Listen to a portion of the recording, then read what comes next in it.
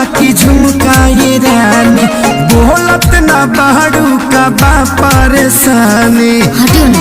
अरे बोला का बात बा पायल भुलाइल बाकी झुमकाए रानी बोलत ना बाड़ू का बाटे परेशानी। काहे तोहर भोरे से लटकल बलोला हो लटकल बलोला। हाँ तो सुनी ना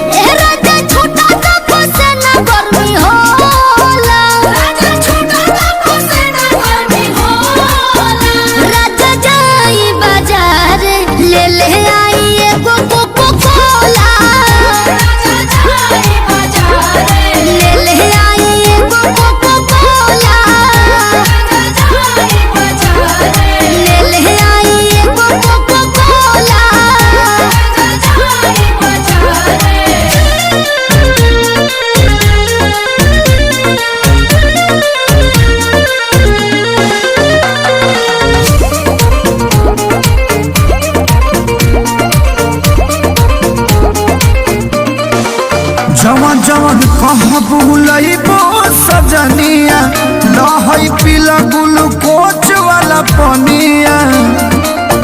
पिया हमरा के तू भुलावेला मीठा बोली के तोरा में दबावेला।